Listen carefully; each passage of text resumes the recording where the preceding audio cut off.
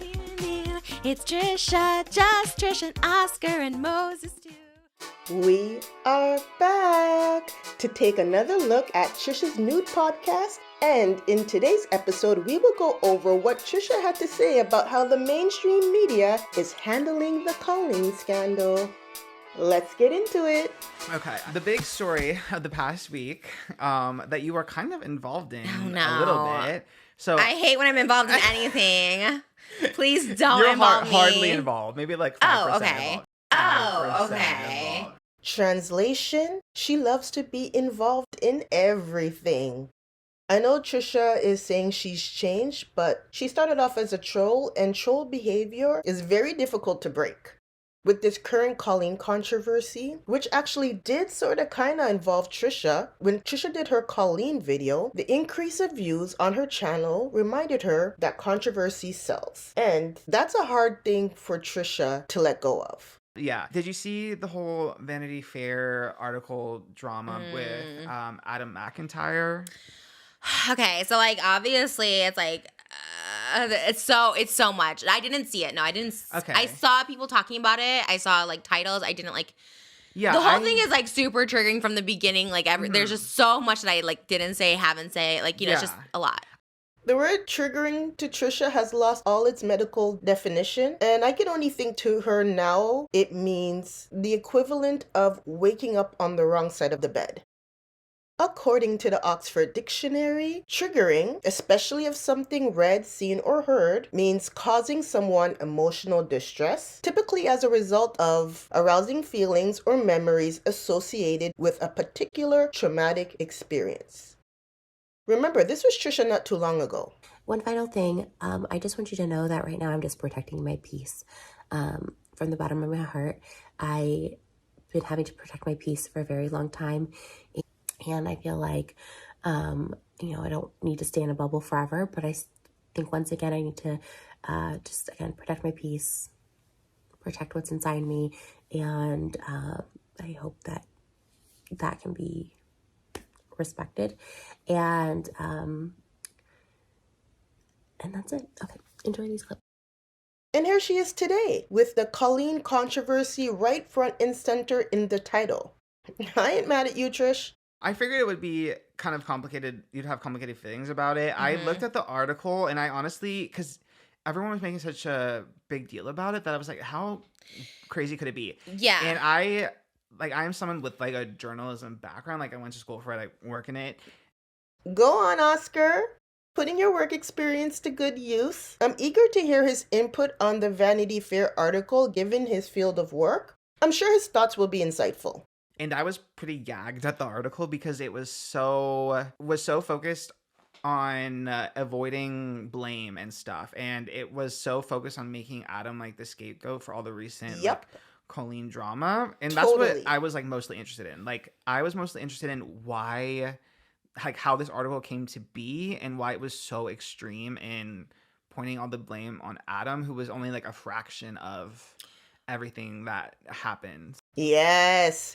They went light on Colleen. They handled her with kids' gloves. A very fraction, I feel. Yeah. Because there's so many people who have shared like their stories and experiences, and it was weird. The article kind of overlooked it. So I was like, putting my experience out there, I was like, okay, obviously it was some kind of favor, like in journalism, especially entertainment, like you do favors for celebrity like teams and stuff. That does happen. Yeah, like there's if PR. you know them. Yeah, like you can do stuff as like a favor article, like write up something small about celebrities, like a little event or something, right? Or cover something good that they did, as like a relationship kind of thing. Cause it's all about relationships. Right. But it's very interesting to me that they covered the Colleen drama, and not only did they cover it and like be very much like on her side and minimize everything else, but then the article also like came after like Rolling Stone and Huffington Post, like almost like making fun of their exposés that they did.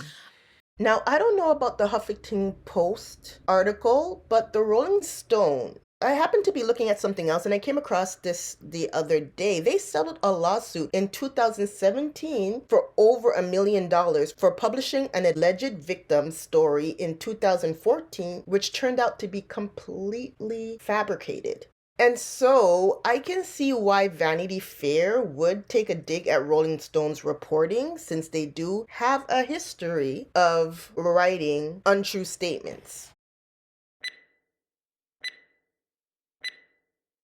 Okay, future gem here. I just went over the Vanity Fair article because I want to get more of an insight into Oscar's point of view, where he said that it seemed as though Vanity Fair was making fun of the Rolling Stone and Huffington Post article. And as I reread it, I don't see where they were making fun of the Rolling Stone article, as again, they said here that the Rolling Stone article was rather tame. But they did have critique about the Huffington Post article, and I must say that Vanity Fair is valid because they highlighted the instance where Huffington Post rushed to put out that Colleen was doing blackface when she was impersonating Beyonce, and it turned out that her face was not painted black but green. So yeah, it's fair. They deserve to be criticized.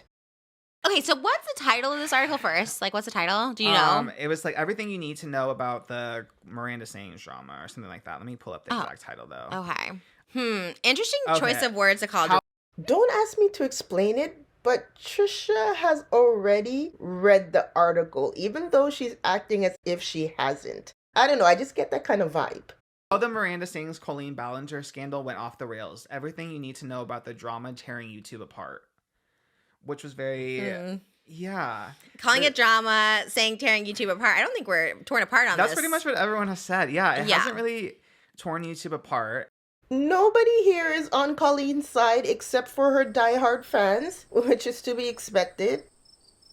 Vanity Fair is tone deaf on YouTube's culture. Colleen Ballinger had a Netflix show, so in that sense, she was mainstream. But truly, did popular culture know about her? I feel as though anybody not on YouTube that read that Vanity Fair article was probably like, Colleen who? Why would I want to know anything about her?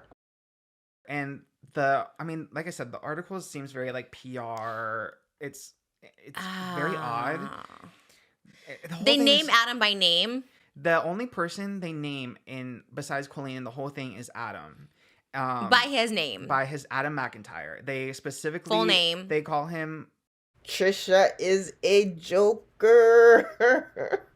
Okay, wait a minute. Before I say what I want to say, let this go on before I give you my thoughts on this situation right here. Remember this. A whistleblower... who frequently posted new videos and racking up hundreds of thousands of views commenting on the Colleen drama. Oh my God. And then meanwhile, Ballinger continued to work on her own YouTube channel that was wholesome lifestyle content about her kids. So that paragraph alone kind of juxtaposes the two sides, right? Okay, like the reason I don't like talk about this much or even like read into it is like this topic is super triggering and it's not like... Okay, Trisha, if this topic is causing you emotional distress, you do not have to talk about it. We'll all understand your reasoning. This is your podcast and you control the topics. You do not have to talk about instances that are horrible for you to relive, as you already stated here. And I have a mental illness and a personality disorder that, like, it requires every ounce of strength I have inside of me to protect myself and be the best mom and continue on this path that I've been on. The personality disorder that I have is one that is very tricky with emotions and moods. And I think it's been very clear over the years that I have this illness and it's been very hard for me to control. And it's only up for me to control. It's not up to anyone else. You don't have to let people badger you into speaking when you don't want to speak. Because I knew Colleen personally, like it has nothing to do. It's like it's like something I like don't talk about a lot, but I've like dealt with this myself. Like I've been fans of people when I was like younger and underage. And I'm talking personally for me, fans of people where I really do feel that I was like manipulated. I feel like it changed my perspective. And again, just talking solely based on me, like I've had graphic images shown to me, and this is something completely different, but just shown to me when I was like younger, and I really think it like set off this like discourse in life that was like really like traumatic for me. But aside from that, like, and it was a power dynamic, whatever. And I'm not saying this with Colleen and Adam because the reason I don't like look into it much is like it's very triggering. Okay, I'm just repeating Trisha's words. And she's saying her traumatic experience has nothing to do with Colleen and Adam's situation. Okay, I agree. But what tends to happen is, in a lot of cases, we project our own experiences onto others unnecessarily, which can cause one to overreact to someone else's situation. Trisha seems to visually be getting riled up, and if Colleen's scandal is bringing up horrible memories from her past, I just want you to know that right now I'm just protecting my peace. From the bottom of my heart, I've been having to protect my peace for a very long time. again, she should have skipped this topic. And to those who may be dealing with the same things, remember to protect your mental health first and foremost. Not everything has to be on YouTube.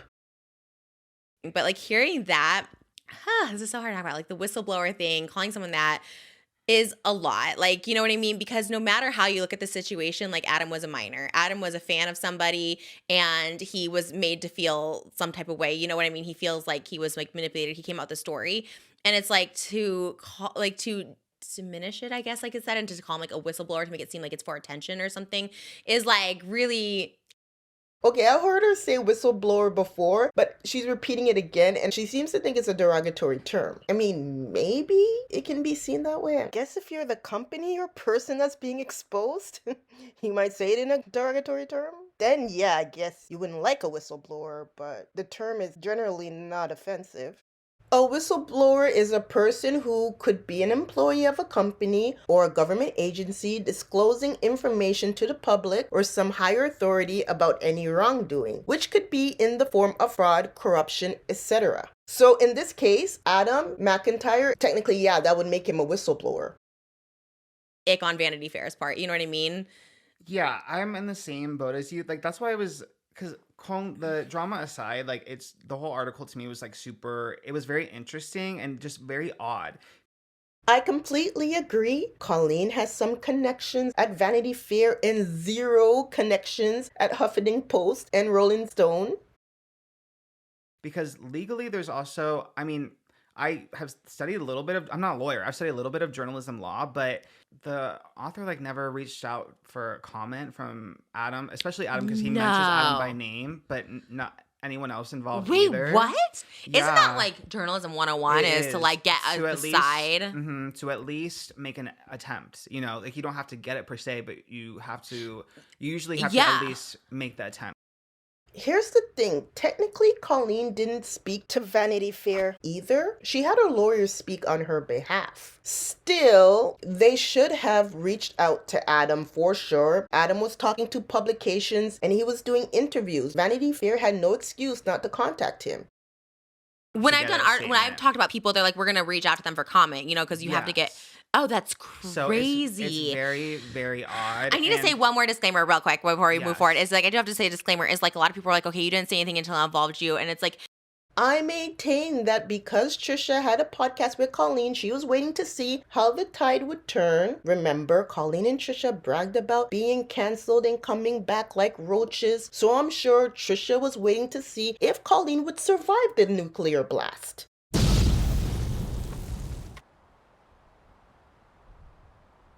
And when the smoke cleared, and Colleen crawled out of her hole with her ukulele, Trisha stomped on her with the Colleen video.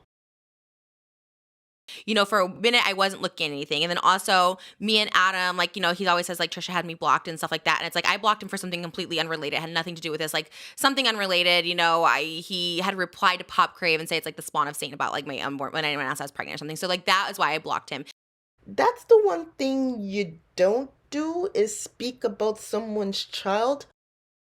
Although one can argue that Spawn of Satan was more a dig at Trisha and not her baby. But no. Nothing good can come from Satan. So I'll give the edge to Trisha. That remark from Adam was offensive. And a word to the wise, not about this, but in general, stay away from talking about a mother or father's parenting because they always find a way of saying you're talking about their child. Always. They'll always find a way. And so we have our own issues. Obviously, he doesn't like a lot of the stuff I do. Like, he just doesn't like me, and that's totally fine. And like, obviously, I don't want to see negativity about me, especially during my pregnancy. So I just blocked him. That's it. But in this situation, I 100% have nothing but like sympathy and empathy and like support for Adam in this situation, because it's just very clear cut what everything was. She was the adult, he was the minor, with the underwear, with everything like that, like the editing out of the video, like that. I support him fully. You want to know what's sweet? In the live chat, while this podcast was premiering, Trisha and Adam were in the comments and this little exchange happened. They made up, everyone. They both apologized and accepted each other's apologies. I'm a sucker for reconciliation, so there you go. And like, I do think people can make mistakes, and like, you should hold people accountable and get canceled, and like, hopefully learn from them and like take accountability. So I support him 100%. But the reason I didn't get into it is because of this, whatever, like this, our past. I just like, I don't know, I don't know this person, whatever. So initially, Trisha said she didn't get involved in the drama because she felt that Adam didn't like her. And so when Adam talked about his experience with Colleen, she chose to believe Colleen, her friend, over Adam, and didn't look much into the allegations. Okay, like someone said your friend did something wrong. A lot of times you're going to be like, nah, my friend would never do anything like that. But then, aren't there other things that someone could say they saw your friend doing? And you're there like, yep, that sounds about right. If Trisha really looked into what Adam was saying about Colleen, Trisha knows Colleen. She should have sat there and thought, yep, that sounds about right. But hearing all the stuff that did happen and seeing everything that did, when I didn't know about the underwear stuff, I didn't know about a lot of this stuff, I didn't know about any of this stuff. Okay, anyways, this is the whole thing. We can go to it because it's an article, but yeah.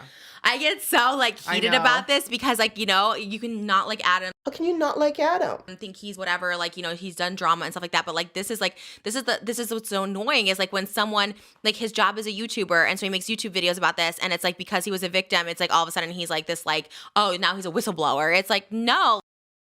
Yo, but he is a whistleblower. That's not a bad thing. It's a good thing. And you know what, too? Like, historically speaking, whistleblowers tend to get crucified at the very beginning. And it usually works out that eventually it turns out that what they're saying is right and people do listen. Pretty much the same thing that happened to Adam. He spoke out about Colleen years ago, and a lot of people did not stick up for him. And then look. Turned out he was right. Like, this is like, he finally has some support. Like, someone came out and said, hey, this is what she said to me to take you down. Like, he's like, I feel validated, and I know that feeling. I didn't know any of this in 2020. I didn't keep up with any of it. I knew nothing about it. And it just like wasn't my place to say anything. I didn't know enough about the situation to say anything.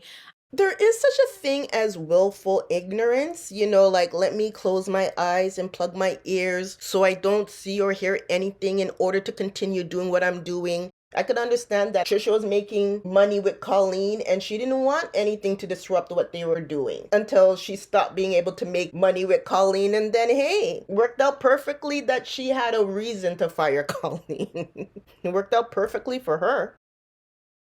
I think in general, back to the Doja Cat thing, when people like her friend should say something, it's like, it's not anyone else's responsibility but hers. You know what I mean? And like, it's a sticky situation. You distance yourself, do whatever. If people don't distance themselves, then you can judge them for that. But it's a whole situation. And it's a very like legal situation too. There's like a minor involved. There's all this stuff like that. Like, that's why when my stuff got involved, I had to say something because I was like, I need to make a hard stance. Like, I don't support it. This is not okay. Like, I stand with victims. I'm a sex worker. This is not okay. This should never be, especially to minors, as someone who has sent nude images as a minor and like not sent, but shown them.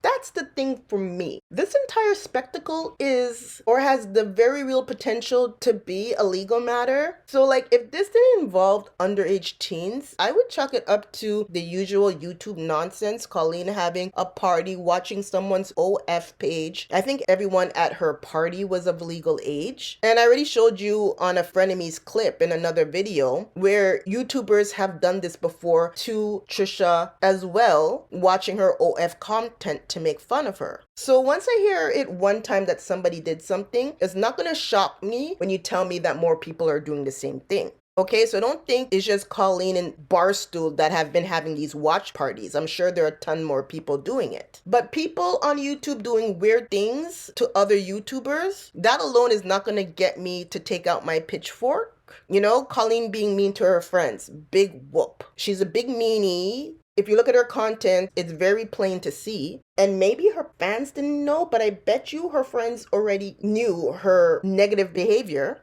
Where Colleen messed up with me is how she acted in her group chat with teens. Now, I'm never going to go as far as to say, which would be very easy, that adults should never have a group chat with minors. You know, I could make a blanket statement, but I'm not going to do that because you know what? Let's say, yeah, we heard Colleen had a group chat with kids and I pick up my torch. Then let's say the group chat leaked and in it, Colleen was telling Adam and all the other teens to say no to drugs, to stay in school, to reach for the stars. Yo, I would have snuffed out my torch. But the thing is, this is rarely the case. 9.9 times out of 10, adults in group chat with minors are always up to nonsense. Why? Why?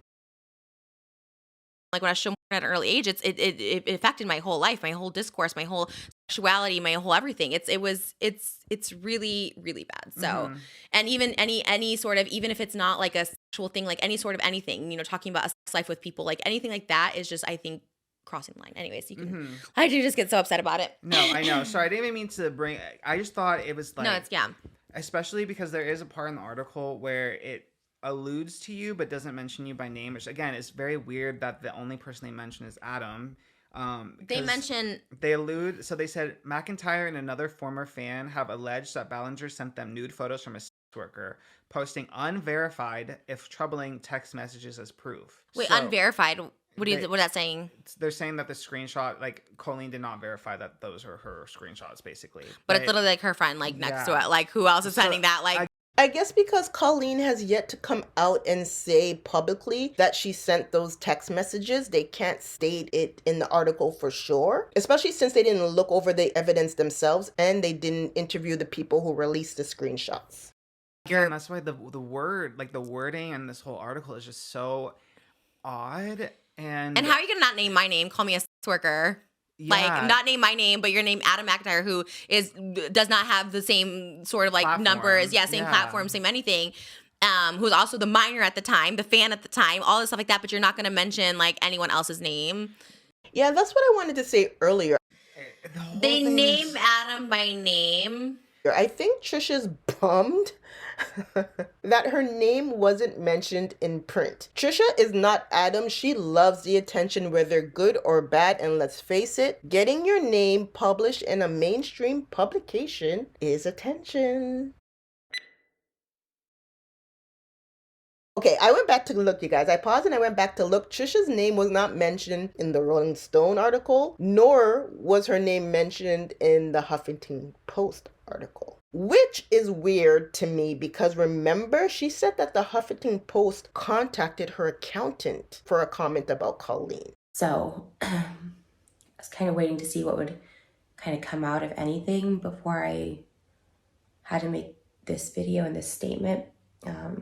Literally my accountant, I don't know why she got a text from like a Huffington Post reporter asking for a statement about all this. And I'm like, you know what, let me just put this out. That's weird. Why the accountant and not Trisha? I think Trisha wanted her name next to Colleen in any of these articles, and she's perturbed that it didn't happen. And I kind of also think that she's using the word sex worker so often because if her occupation as a sex worker was linked to her name in a mainstream article, it would have been great promotion for her OF page. Yeah, I'm like very mystified by how this whole piece came to be. Obviously there's stuff behind the scenes with like probably the author. I'm sure it's clicking well for them, so I think that's why they haven't taken it down despite a lot of like drama, even like on the Vanity Fair tweet. And it's with publications Twitter, it's just like automatic. Twitter like automatically publishes whatever gets published to the website. So there was a community note or X, sorry, there was a community note on the X. We're rebranding. That even like clarified saying the inaccuracies in the article. So it's all very, very odd. The author even like blocked Adam on social media when Adam tried to reach out. So the whole thing is so confusing to me. What? Especially just because like I said, from a journalist background, it's Vanity Fair. This isn't Business Insider, no offense, but like, you know what I mean? Like even they reach out. Yeah. Oh, she meant to offend, Kat. She meant to offend. Like, any publication I've ever worked at, I mean, it just, I don't see how that would pass anywhere else. So that's why I'm, like, so mystified by it, because it's so, like, blatantly one-sided. Like, there's no real attempt to, like, you know, show all sides of a very complex story with a lot of Yeah, layers. and if they're framing it as, like, it's this complex thing, tearing, you know, it's torn, people are torn about it, then, like, show both sides, like, why people are torn, like, you're showing this one side.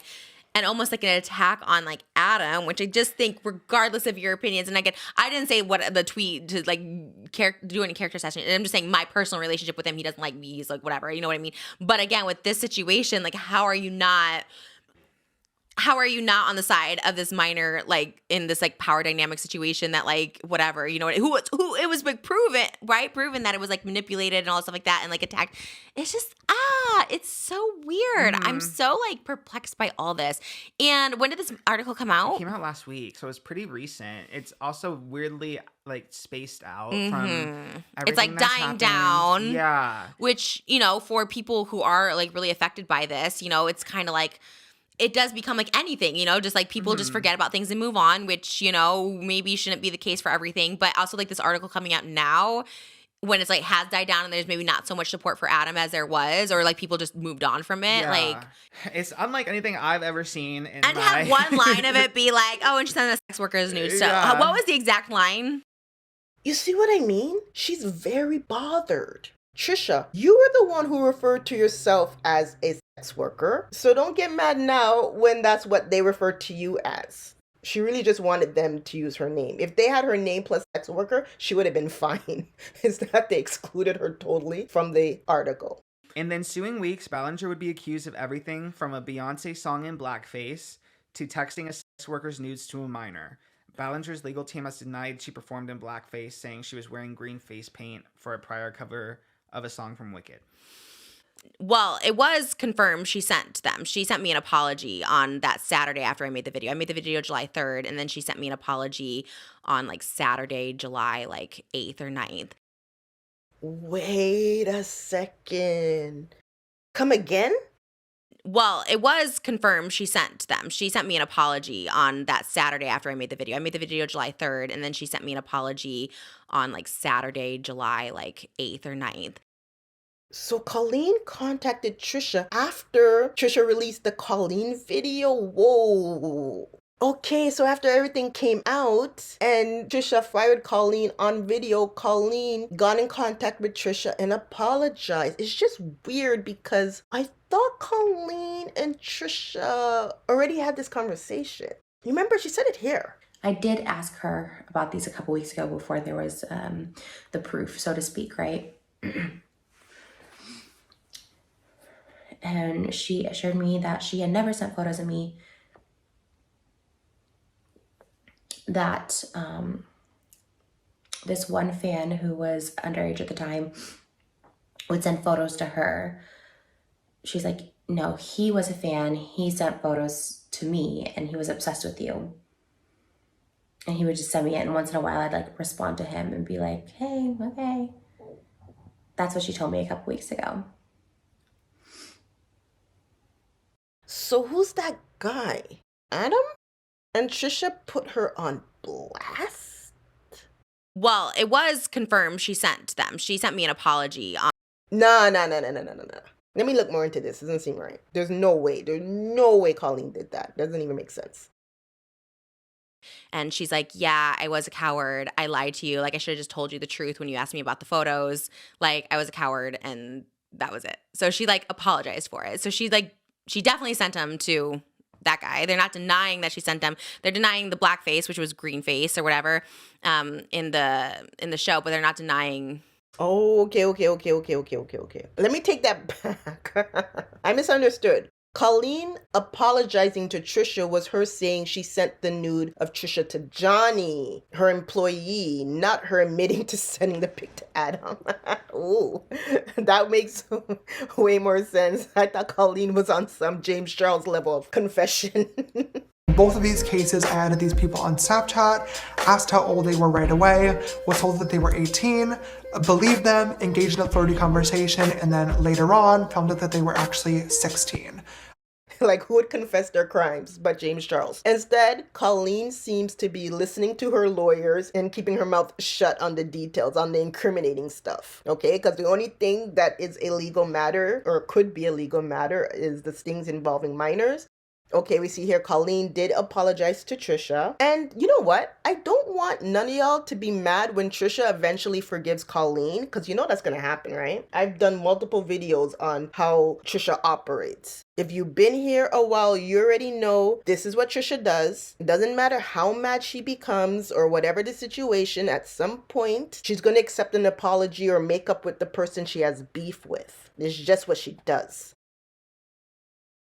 The thing. So I have to say allegedly, I guess, for like legal reasons, because like we haven't seen them from Adam. Of course, I believe Adam because it has been verified that she sent him to Johnny from herself. She said, I apologize, which I don't know if she should be apologizing to me, really. She should probably be apologizing to these people or, you know, the victims and stuff like that. But actually, no, it's not that easy for Colleen to apologize. This isn't any bizarro YouTube apology video situation. Johnny was an employee for Colleen and Adam was a minor. And if she says an apology publicly or even to them privately, she's opening herself up to a civil case. A lawyer would tell her not to apologize in such a way that she's admitting guilt.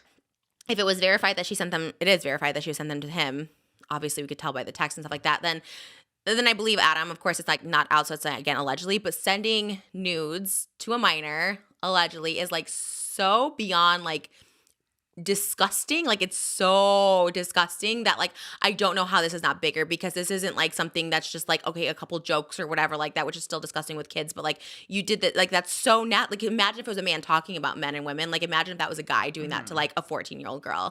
Okay, I feel the need to add this right here because Trisha again is going on relating her past stories to what is going on now between Colleen and Adam. And I want to just highlight the fact that these stories, even the way Trisha is describing what happened to her in her past, are different stories. And the reason I say this is because there's a reason why, as Trisha is saying, people aren't taking this as seriously. Let's say if it was an older man and a young girl. Just because something may be illegal according to the law doesn't mean that you will necessarily be charged with a crime. And if you notice in a lot of the articles that are printed about this subject, these publications understand that just because something is inappropriate doesn't mean that it's criminal. And the fact that publications just keep on reiterating that it doesn't appear that Colleen was coming on to Adam, therefore it's highly unlikely that the DA will take up this case, especially too if nobody is going to the police about it. But what I like to say is where there's smoke, there's fire. And the fact that Colleen says that she doesn't have boundaries. Beginning of my career, I didn't really understand that maybe there should be some boundaries there. There were times in the DMs when I would overshare details of my life, which was really weird of me. I don't know what else she's doing to other young people in whatever other group chats she may or may not have. And that for sure is concerning. Who knows what other text messages from someone else that we don't even know of may start finding its way onto the internet. I'm also aware too that this could very, very well be a civil matter where Colleen would want to sue. But the fact that she's not suing says a lot. Do you know what I mean? Like it's actually so insane. And again, as an sex worker, as someone who like has been through that exact experience, like it's so like disgusting, traumatizing on so many levels. Like, just to clarify, no, Trisha, you have not been through that exact experience. Adam's experience is his own and your experience is your own. Maybe at the very least you can understand, but it is not the exact same experience. Do you know what I mean? Like it's actually so insane. And again, as a sex worker, as someone who like has been. I don't understand why she keeps bringing everything back to her being a sex worker before she qualifies her next statement in relation to this story. And again, I know it seems like Trisha is coming down on Colleen really hard. She will forgive Colleen. Maybe not today, maybe not tomorrow, but it will happen. And if Colleen is not going to sue anybody, don't be surprised too if she comes out with some kind of an apology, but like a proper apology looked over by a PR agency. That's all Colleen needs, a PR agency to fix something up for her to say. So yeah, don't be surprised if Trisha then forgives her, and don't be surprised if Adam forgives her, because Adam said in the very beginning, all he ever wanted was an apology from Colleen. So if Adam does forgive Colleen as well, what, are y'all gonna still be mad at her? That's what I want to know. I'm not saying yes you should or no you shouldn't. I just want to know, when the people involved stop being mad at the person who did the offense, do you then forgive that person? I think Adam can make 1,000 videos on it about it and it would be justified. You know what I mean? Because it is. And then to have everyone now publicly shame you back in 2020 when it happened, but now Vanity Fair calling only you out and no one else out is actually like so insane. I haven't read the article. I should probably read the article, I guess. But there should be like legal grounds for him or something, because isn't that like, I don't know, like slander? I don't know what they're saying. I guess they're saying they're just recapping the story, but oh man. Yeah, I think she should do a real statement, like a real statement and stuff, because I think, I don't know. Yeah, regardless, this stuff isn't helping anyone's situation, this article. If that was the goal, is to help anyone's, I don't think it did. I think it just raises more questions. Helped absolutely no one. Helped no and one. Whether they know Colleen or don't. Yeah, trigger a lot of people. It's so true. It's why I like really don't like watch this stuff, because it's like so upsetting, and I think that's crazy. I don't like it. Me either. And I'm sorry we went on that note, y'all. That is I don't know. I feel like there's like so much to say about the situation, and it's just one of those things where it's just, when you're a fan of somebody, no matter any age, but when you're a fan of someone and that person that you admire like takes advantage in any sort of way or manipulates in any sort of way, like it's hard to come in with the words. It's like so awful, and it's like not your fault. And if you're a minor, and you know, I also get the point of like, you know, someone was criticizing the guy that got sent the text message, Johnny. He's criticizing him for like making fun of me back. But it's like when you idolize someone, it's like they're doing like, of course you're gonna be in on it too. Especially like Adam, I'm sure when he's younger, I'm sure he partaked in it, whatever. I think he said it too, because he's like, I apologize, Trisha. It's like, you don't need to apologize to me. Like, I get it. Like, you're a child. Like, you don't need to apologize for like whatever, you know? But and again, this is another thing I want to say about Trisha and her accepting apologies. You guys remember when Gabby spread that rumor about Trisha possibly having a CD, and to which Trisha said it wasn't even a real rumor to even spread to begin with. Let me make that clear. But when Trisha was ready to, Trisha dragged Gabby all over YouTube because of what Gabby did. And they did do a podcast where they appeared to come to an understanding. And they did this podcast about February 2021. And then May, June 2021 came around, and Trisha again went off on Gabby. And Gabby is harassing her, whatever. She just did this whole big thing about not liking Gabby again on Frenemies. She started on Frenemies and she did it on Twitter. And again, maybe Gabby did something to the story. I don't even know. Who cares? All I'm saying is, look at right here in the chat. So as the live chat was going on in the premiere, a live chatter said, Trisha, I would actually love to see you and Gabby have a podcast as friends. To which Trisha replied, I think we are too different with the way we see things and take things, but I have a lot of love for her as a creator and person for sure. To which somebody else says, she, meaning Gabby, is so sweet. I don't want to judge her on her mental health. And Trisha responded, same. She's been open about going through stuff. Social media doesn't make healing any easier. All I'm saying is, it doesn't matter with Trisha, okay? She will drag you, she will insult you, she will call you a stalker, saying you're harassing her, you're affecting her mental health, and then when she's good and ready to, she'll invite you on her podcast for tea. God, I wish there was just more that could be done about, you know, about that stuff in general, because like, I don't know. You guys, this is Just Trish, and we'll try and keep it lighthearted next time. Well, next week. And so will we, because next time on the Just Trish podcast, we are going to show how Trisha is far better solo than she ever was with Colleen.